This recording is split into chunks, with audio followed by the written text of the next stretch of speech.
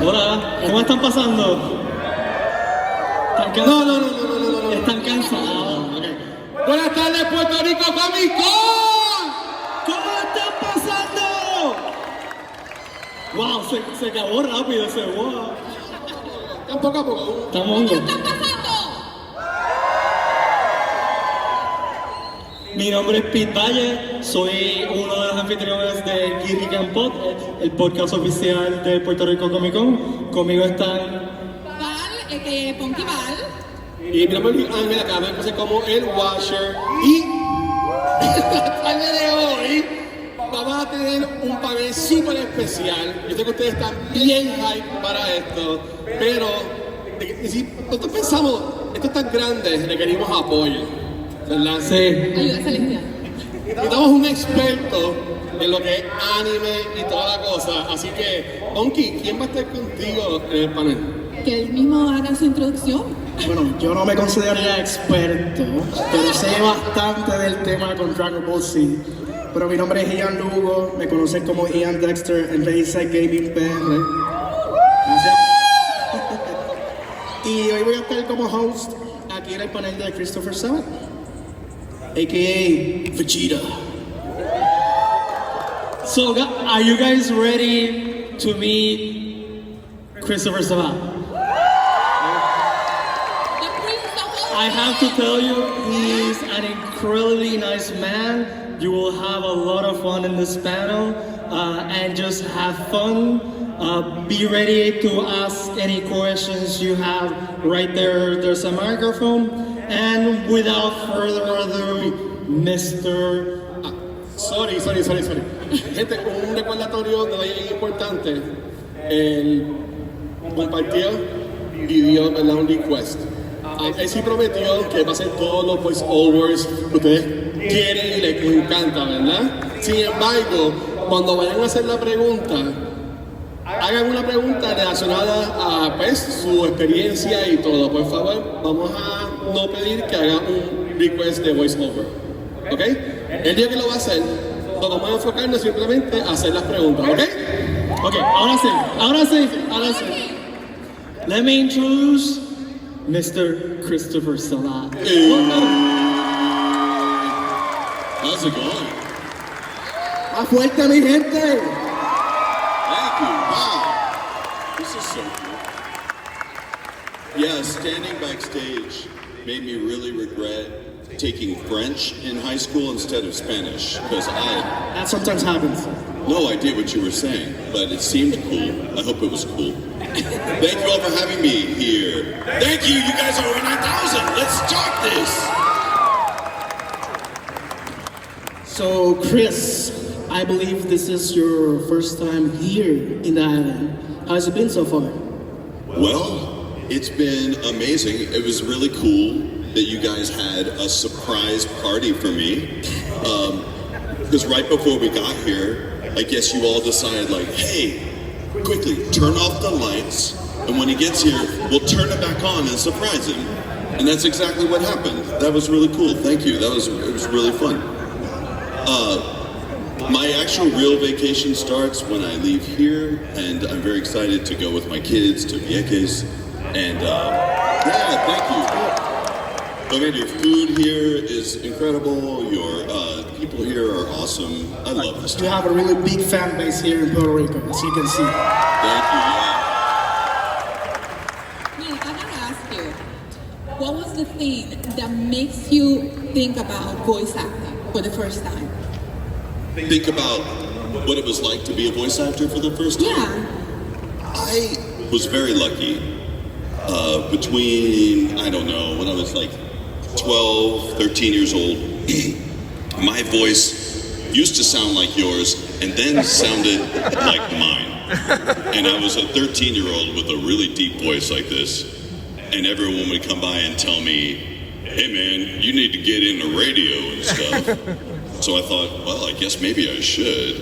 And I was very lucky because I loved making sounds. I liked, when I was a kid, I used to plug anything that would make a sound into something else that would make a sound until it would blow up. So I was really, it's sort of a weird, like foreshadowing for anime in a way.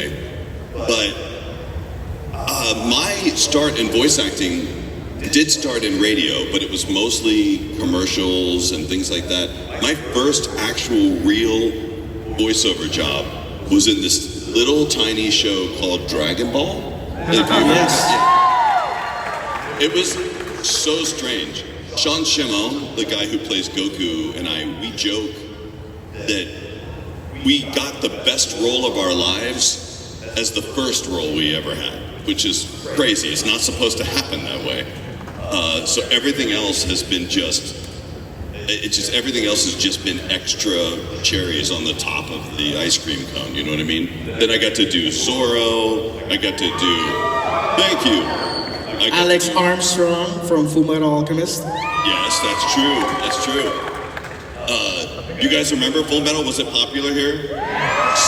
Sparkles! I think I would have been even more popular here had I been on a show called Mazinger, because so many people came to me this weekend saying they loved that show. Did you watch that show? Okay, because apparently it was way more popular here than in the States. Yes, he was. So, what is your favorite of all time line that you have to say for Vegeta? For Vegeta? Yeah. Oh man.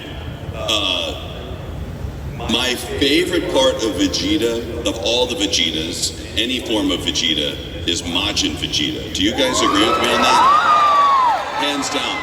The best part of the show.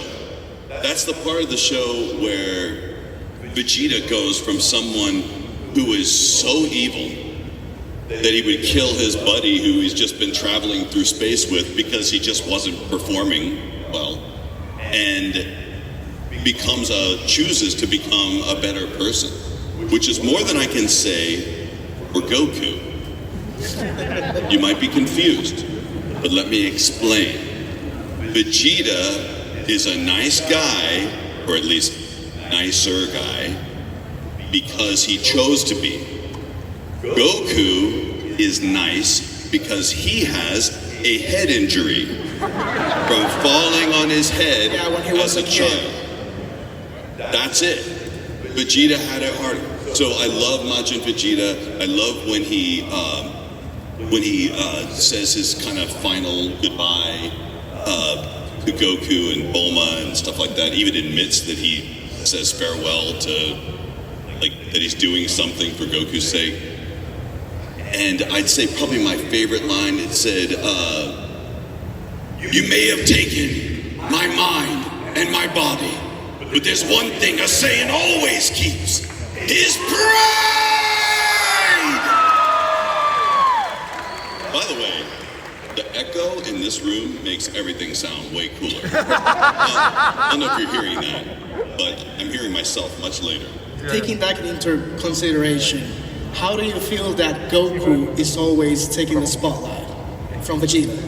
I think that Vegeta must have been based on somebody that bullied Akira Toriyama in high school, because every time Vegeta gets close to having a win, Yes. it gets taken from him.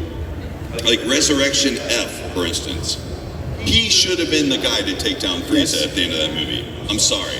And I have a good alternate ending. As soon as Vegeta finds out that Whis turned back time and did a temporal do-over or whatever to allow somebody else to defeat Frieza because Frieza had destroyed everything, I think Vegeta said, screw that, rewind it again and let it be me this time. That's what I would have wanted to see. Because Frieza needs to get his ass kicked by Vegeta at some point. Yes. It's got to happen. Why don't we take questions for the fans, right? Sure. Let's go. Hello, Mr. Sabat. My name is Eric, and my question for you is, out of all the characters you voiced since the beginning of your career, which one do you believe Yami Sukehiro from Black Clover shares the most similarities with, and why?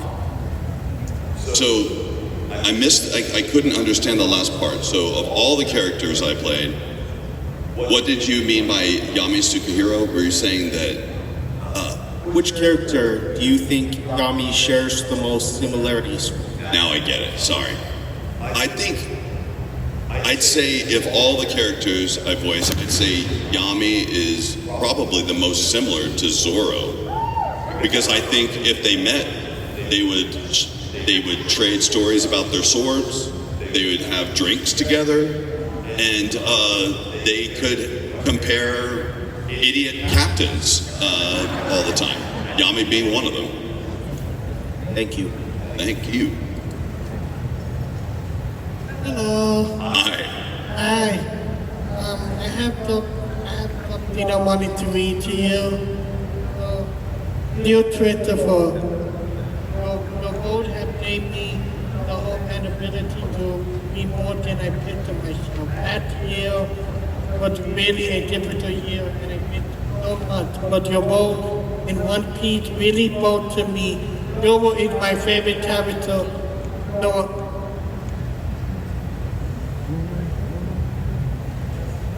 Pégate al micrófono. Ahí. okay. Ya. No, but your vote in One Piece had spoken to me. Yobo is my favorite character, so I trained my butt off the train to beat him. It was a remarkable experience, but hard. I was supposed to meet you in Philly Fan Expo, but here we are now. Your character at All Might had impacted my life into a point in my life where I see the similarities between me and Dexter, and how you gave him a talk, and how for him to believe in himself. I'm still able and feeling like the world is tracking down, but now I believe in myself, and I have a reason to live, and I see my surroundings from an aspect where I feel comfortable in my own body. Thank you. Wow. Thank you. The story you share with me is a story that a lot of other people have shared. So when you were in that darker place, you were in there with a lot of other people too, because these huge shows like My Hero Academia and One Piece and Dragon Ball, they were there for us through bad childhoods and long recoveries from injuries and so many other things. In fact, there was a boy who came to me, I invited him to see me at a convention. He was in the United States and he got attacked by just 500 Africanized bees. And he was allergic to bees. And he survived it because he started screaming and powering up like Vegeta, which was the coolest thing. And he's a really cool kid, and I think so many people have learned so much from these shows. I can't even tell you how many people have come to me and said, Vegeta made me into a better person, and All Might taught me that anyone can be a hero. And so your story is beautiful, and I think it's shared with a lot of other people too, and I'm so grateful to be a part of these shows that impact your lives so much. Thank you. Thank you. And my brother, who is over there, he always trained thinking he's Vegeta. That doesn't surprise me.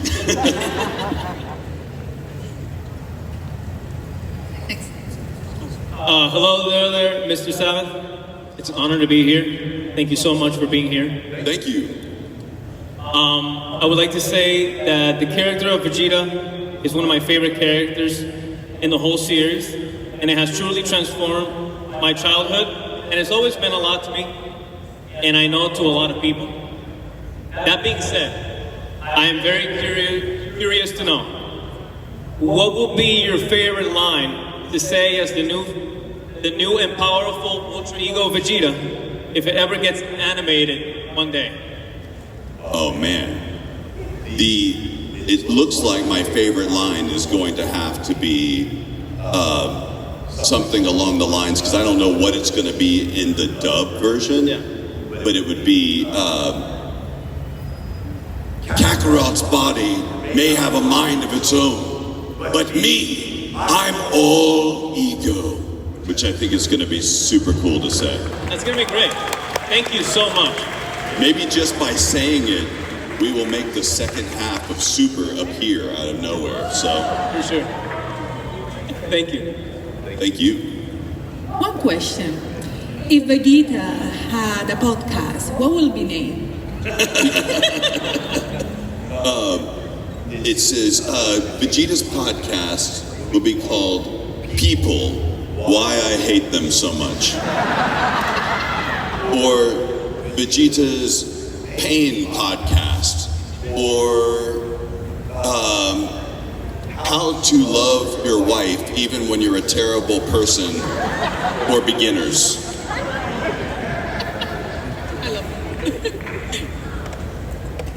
Hello, Hi. my name is Diego, and my question for you is, out of all the villains that Vegeta has fought, which one is your favorite? Of all the battles, man, again, a lot of my answers go back to Majin Vegeta. I loved him, even though it wasn't a full-on battle, him smacking Goku in the back of the head right after telling him, like, come on, let's go, and then boink, and then hits him on the back of the head.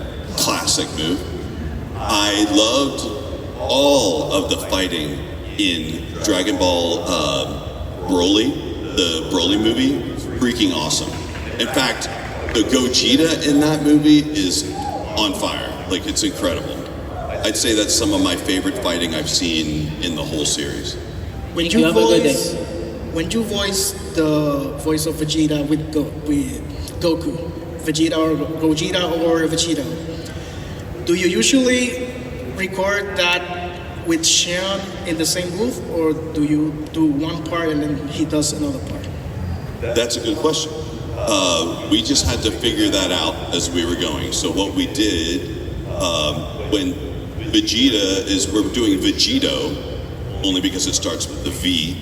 I do all the lines first, but I use a slightly higher pitch. Like I don't keep it as low as Vegeta's voice is normally. I try to keep it higher and not as raspy.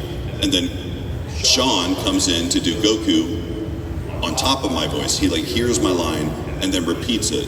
And then we use this software called Vocaline. And Vocaline is typically used on movie sets because all these movies have dialogue while they're doing stunts and there's lots of noise and stuff, so they have to go back into the studio to re-record things. And typically it's used for when the actor comes back in to record their lines that they recorded on the set, and it helps them sync the lines perfectly back up. But we did something fun and took one person's voice and had it sync it up perfectly with another person's voice, so it sounds exactly like the voice. It's super fun to do. And then of course the opposite happens when it's, Gogeta, right? Sean goes first, and I have to beg him, please don't speak so high, because I can't speak like Goku at all. And it's impossible, because Sean's like way up here, and I can't, like, not even Yamcha is that high. Hey, how's it going? Good. So, when you first took over the role of Vegeta, you were taking over it for Ryan Drummond from the Ocean Dub. And at first, it sounded exactly like it. It was actually like you thought it was him. Around the androids and the cell stuff, you became the Vegeta that you still use today, that we all know and love. When did you decide that was the Vegeta you wanted to do and change up from Ryan Drummond's voice? Thank you. Did you guys plant these people? These are the best. No. These are the best questions I've gotten in a panel in a long time. They're all really good and really detailed. This is awesome. That's good. Like, perfect example of great questions. This needs to be a master class on how to ask questions at panels. And that's very thoughtful. I don't get to talk about that very much. When I came in to replace Brian Drummond's voice, Funimation at that time was trying to make a dub that sounded as close to the Canadian dub as possible. And so we were hired on our ability to try and copy those voices. And at first, that's what we had to do. But I didn't want to have to copy someone's voice for 400 or 500 episodes. So I just started to let it develop into what I wanted it to be over time. Now, some of it happened because I didn't want to do the super, super high Vegeta voice, because it wasn't really in my range. And some of it was because when we were first recording Dragon Ball Z, this was in 1999, 2000, 2001, I was in my 20s and we were working 110 hours a week. Like, I was in the booth, I could just sit in the booth for 12 hours a day doing it. And I didn't realize this until I was at a convention later. Some kid came up to me and he goes, "Mr. Sabat, I just wanted to say hi. I just wanted to mention that your Vegeta voice is getting really deep and it's getting closer to Piccolo's voice."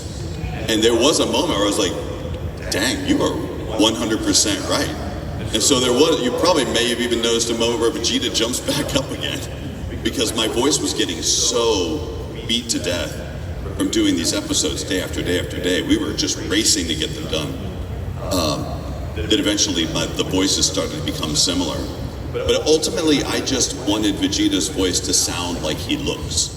And I think it works to have Brian Drummond's sound at the beginning and my sound towards the end, because Vegeta's physical form looks completely different by the end.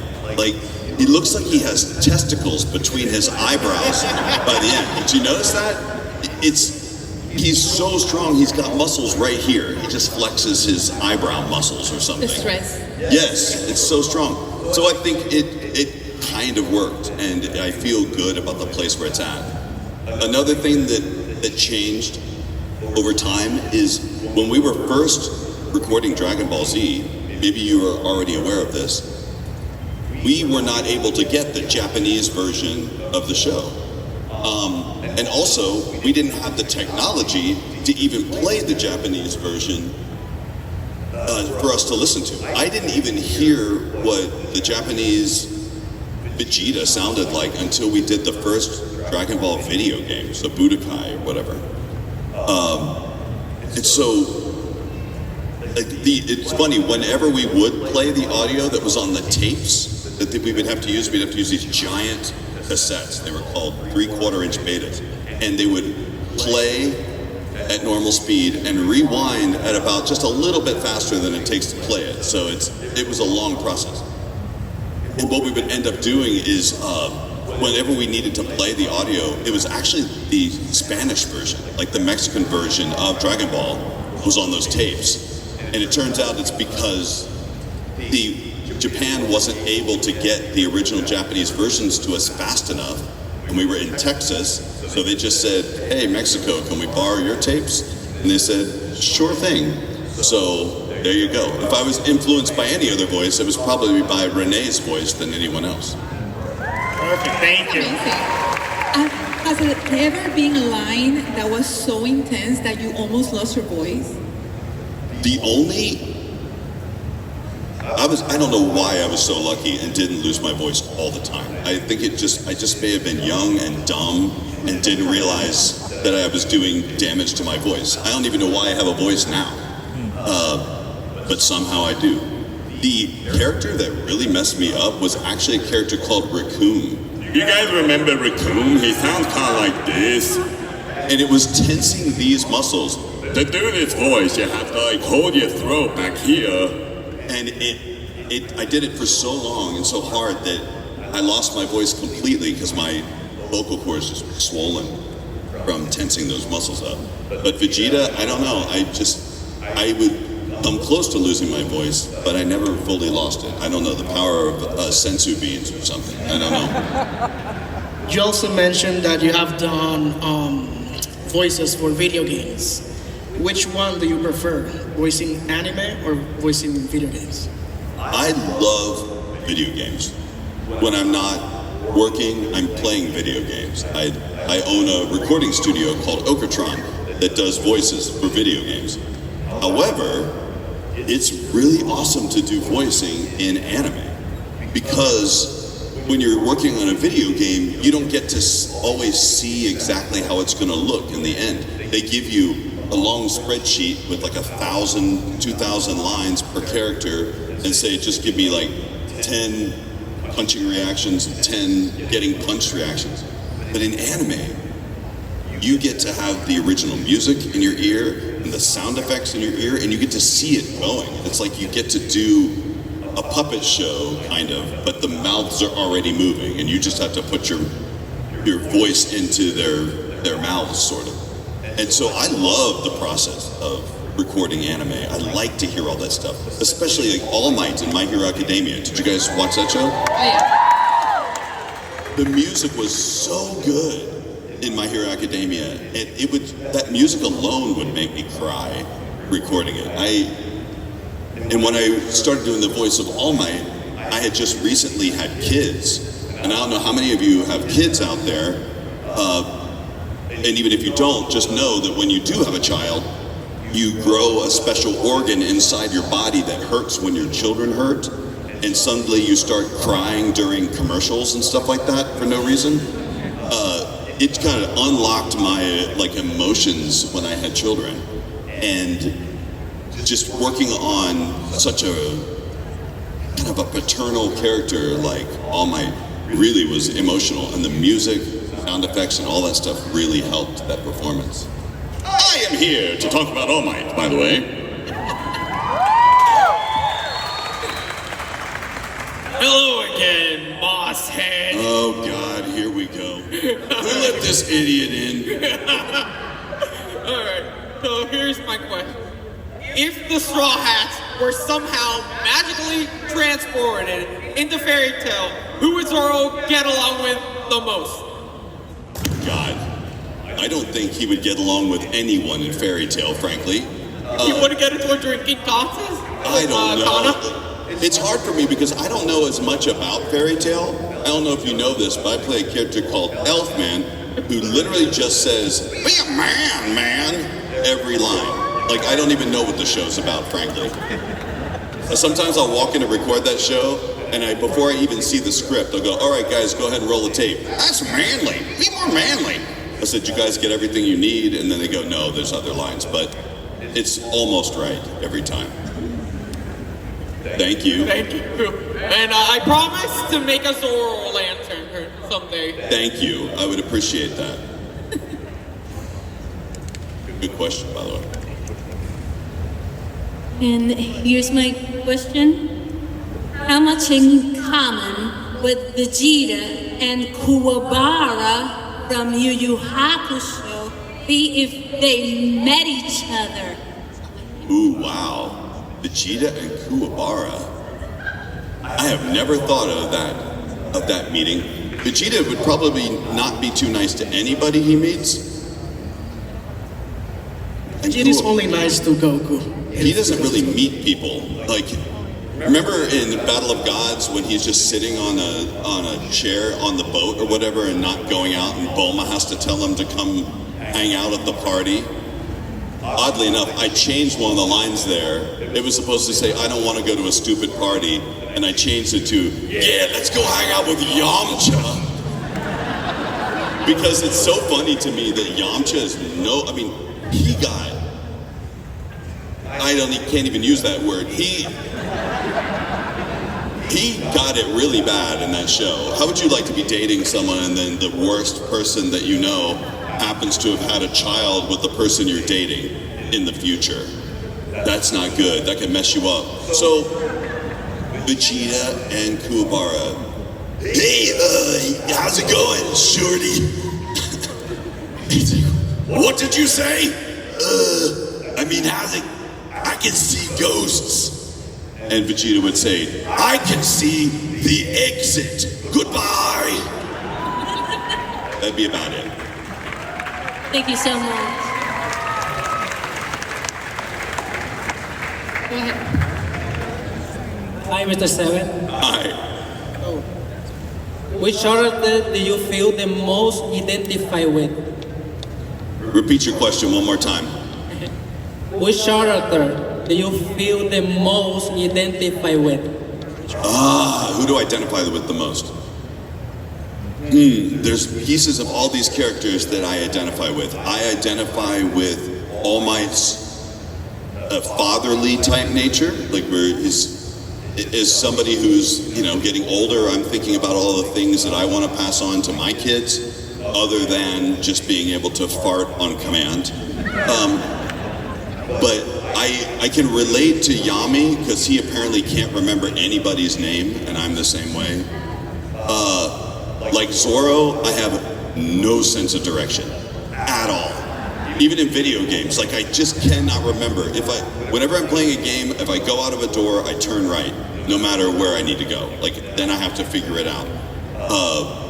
And let's see, the other characters that I feel like those are probably the three that influence me the most. Yeah. Thank you. Thank you. So, of all the characters you have done, which has been the most fun to do? Oh man. Yami Sukihiro is super fun because I love his attitude a lot. But I think the most fun I've had is All Might in My Hero Academia. That character combines all of the elements of what you want to do as an actor. He has these huge moments like United States of Smash, whatever. And then he's got these beautiful sentimental moments with Midoriya's mom. And he deals with things like depression in a very straightforward way, and not having an identity anymore, and dealing with like illness. He is a perfect character. There's so much to chew on. And then he can be really funny too, like when he's coming to offer everybody cotton candy or something like that, or I just think he's like when he bursts in the door, I am here, coming in the door like a hero or whatever. Or even clench your butt cheeks was a really fun line to read. Hi. I really love you as Roanoa, and I grew up with you as Piccolo, being best dad. And my question is, of all the characters that you have, really weird, sorry. Of all the characters that you've voiced, has there been a character that you needed to learn more info on in order to do that role better? And what character was that? Oh man, again, that is a question I have never gotten. I know that when My Hero Academia started, we were in a different time than when we started with a lot of the other shows. Like One Piece we've been working on for 15 years, Dragon Ball is 20 years. But My Hero Academia, it was already known that show was pretty popular. So it was the first show as an actor where I would watch the episode when it would release the day before in Japanese. I would watch it before my session to just understand what was going on. Because I knew how important that show was. And I knew why it was important, because now that I'm doing these shows, I realize how important these shows are to people in general. I'm not stupid, but like I didn't realize that was the case. Because when I was working on Dragon Ball, you guys were like 8. You were really young. And when I would meet people who liked Dragon Ball, they were all 8 years old. And if I met their parents, they would say, why are you turning my son into a monster who screams running around the house all the time? So I didn't understand what these shows were doing. So when it came time to work on My Hero Academia, I knew that show was going to be important. And I just wanted to do the best possible job of it, I guess. Thanks. So what role would you say was the most difficult? The most difficult role? I played this is a really weird character, but I played a character on, what was his name? His name was Trace, Father Trace, in a show called Trinity Blood. Did you guys ever watch that movie? Very rare. He was an android character, And on all of his lines, the director insisted that it had to be the same note for the whole line except for the very last syllable of it. So if I said a line, it had to come out the same exact note except for the last note. And that was a really hard character to do. It was crazy. Thank you. Knowing that anime has gotten so big in the last few years, how do you see the industry evolving in the next few years? Man, I don't know how anime could get any bigger than it already is. It used to be something that like kids watched, and then kids got made fun of for watching. Maybe not here, but at least in America. Okay, it happened everywhere. Okay, just checking. I know in Latin America in general, like people go even more crazy for Dragon Ball than anywhere else in the world. So I didn't know if that was the case. But then it just became something that all the athletes who were making fun of everybody else would come up to me at conventions and go, "Hey man, I had to secretly watch Dragon Ball when I was working out." And I've met so many people who love that show. And now anime, there's so much of it. And it's everywhere, and everyone's watching it, and I cannot believe it. I feel like it was like this person sitting on a planet, and suddenly, like, anime starts terraforming itself around me, and I'm just watching it going like, oh wow, this is interesting. And I never anticipated it would be so big. So, who knows? The sky's the limit. Japan's not running out of ideas anytime soon. It might, I hope that maybe that we can learn a lot about anime, and maybe American companies start working with Japanese companies more to make other animes and things like that are made in America too. That would be really cool to see. I would love to see that. And like even anime recreations of other shows, right? They made that anime kind of version of Batman, which I thought was really cool. And they did an anime Star Wars, which I thought was really cool. Maybe they'll do more of that too. Who knows?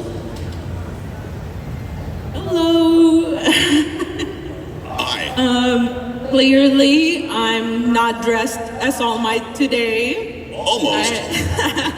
I have cosplayed him before many times, but if I'd have known, well, anyway. My question, I know Vegeta is a fan favorite here, but my favorite character of all time is All Might. He has inspired me in some very low points in my life, and I'm just grateful I got to meet you today. My question is about season 7. I hope I'm not spoiling it for anyone. Okay. You can be. Those are you. You can be vague. Just speak the question to me in a way that no one else would understand it. Okay. Considering All Might's role in this season, how did you feel getting to voice him again in such an important last? Well, I don't want to say scene. Sure. Yes. All Might dying in season 7 was the saddest. Oh shoot. That's not a spoiler, is it? I believe it is.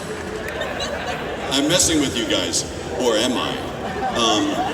Who knows? He might. You have to find out. It was so good to see it. In season 7, it was like All Might was following his own advice, right? Like he's inspired so many other people in that universe and in ours to become heroes and to understand that they have their own way of contributing to becoming a great person or a hero. And it's cool to see him contributing in the best way that he can. And man, I saw the scene you're referencing and I was like, buckets. I was crying so hard. Like, it's so cool. But yes, I'm glad that he is still here. Thank you so much. Thank you. Still here now, but not at the end of season 7. Just so you know. That's gonna be online tomorrow and I'm sorry. Hello, Mr. Sabat. Hi. Hi. my favorite character is Zoro from One Piece. So I have to ask you, what is your favorite Zoro moment from the whole series? Of Zoro's? Man, the obvious answer to that is his nothing happened moment where he takes on all of Luffy's pain. That's super, super inspiring. Like that, everyone loves that scene. That's like his Majin Vegeta scene, you know? But there's another moment in the show that I think is overlooked, and it's the scene where, and I don't know how many, if you haven't watched this far into One Piece, I'm sorry, but there's a scene where Usopp decides to make an interesting choice, and he's off the boat for a while, right? And Luffy is angry, people are freaking out, and it was actually Zoro who was the voice of reason during that time, where he said, look, this is his decision, this is what he wants to do, we have to honor that decision. And then to make it even better, when Usopp decides he's done messing around and wants to be part of the crew again, I thought it was very cool of Zoro to say, if the first words out of his mouth are not, I'm sorry, and he can't get back on the boat. And that is such a cool lesson to learn. And it was, everyone should, everyone should live by that rule. You know what I mean? It was such a cool moment. Yeah. Thank you. Thank you.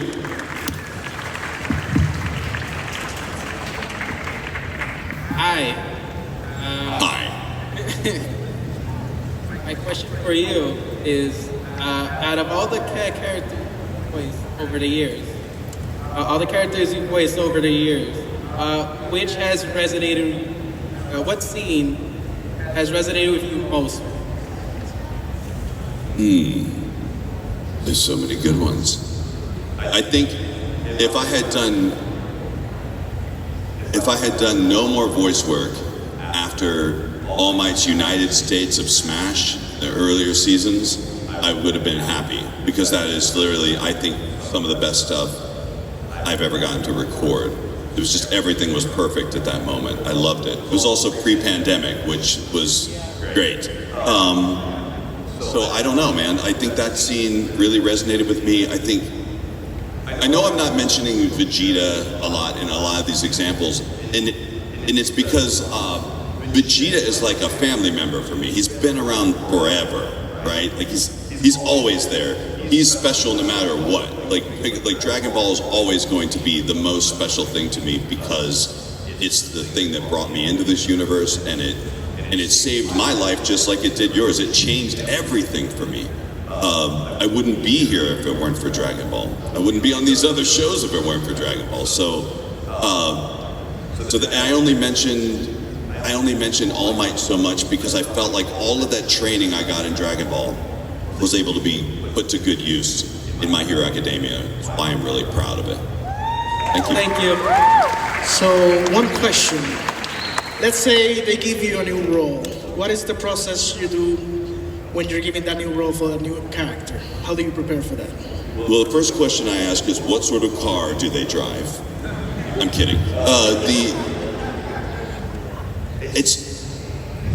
Everyone has their own process, and so it depends. Sometimes I'm just given a role where they say, Chris, are you interested in doing this? And I'll say yes every time, like, unless it's pornography.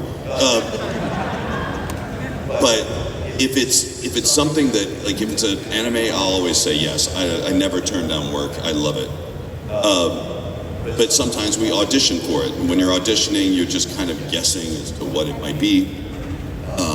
And then when you get into the booth, you usually have a long conversation with the actor about, like, what's this guy about? And sometimes it's not even about what is my voice going to be like. I want to know what the vibe of the whole show is, right? Because some shows are like a little bit more heavy-handed and comical, and some shows are very serious all the way through. That's an important thing to get out of the way. And then I just look at the character's physicality and decide, like, what is that voice going to be? And as a voice actor, I'm not going to say we always know what voice to do, but we're brave enough to just decide that's the voice I'm going to do. Like, we're very quick to decide, like, this is the voice, I'm going to do this. And I would use that as an example, like as a lesson to everybody out there. if you ever start working in voiceover, half of the job when you're voice acting is not just doing the work.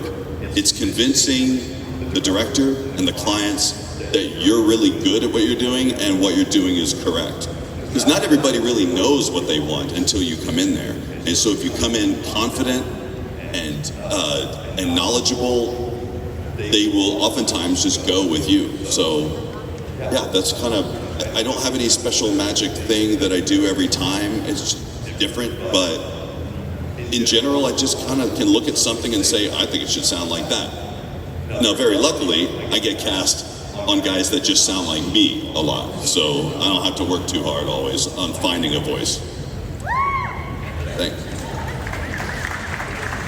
Good evening, Mr. Sabat. My name is Jaime, and I'd like to ask you if there's any voice role in the future in the video game industry that you'd like to do. Ooh, man, I want to do all the voicing in the video game industry. I want to do something in The Last of Us really badly, because I love that game series. I always wanted to, when I was younger, I always wanted to do a voice in Metal Gear. I thought Metal Gear was, and weirdly enough, I think I said that so many times when I was younger that it eventually made its way to a studio called Rooster Teeth, and they were doing this, like, you know what I'm talking about, where they would do the epic battles or something between two characters and other things. Epic rap battles? Yeah, it wasn't the epic rap battles, but it was like the death battle, I think. You know what I'm talking about? And so I actually got to play Solid Snake in one of those. I felt it was really cool. And I don't know, man. I would love to work on a game called, not Fable, although that was a good game. Hades. I freaking love Hades. I like all video games, man. Give it all to me. I'll take it. I'm into it. Oh, and then I want to be the voice of the Timmy in Animal Crossing. There you go. So I'm going to have a really deep voice. Hey, what are you buying? A Toad? A Mario? Oh, the Toad? Toad? Yeah, I could play that, yeah. I just want to be the cloud that picks you up and puts you back on the road. You know? Speaking of video games, which one is your favorite? Which video game is my favorite? It changes so much. I play a lot of games with my daughters, and so right now we still play a lot of Super Bomberman. We play a lot of, what's it called? I'm going blank, I'm so tired. We've been playing a game called Split Fiction right now. Did you guys? I love that game company. They made their last game was called It Takes Two, and we burned through that game. That was amazing. And Gang Beasts is a really fun game. We freaking love that game. It's a way for us to be able to punch each other safely and throw each other off balconies without getting in trouble. Any more questions? Can I suggest Boomerang Foo for you and your daughters? What's it called? Boomerang Foo. Boomerang 2? Foo. F-U. Not Boomerang Foo? Hiya. Hiya! Okay. Sold. Boomerang Foo. Make a mental note. I'm going to forget, but somebody in this audience is going to remind me. Make a tweet. Time for one question. That's it.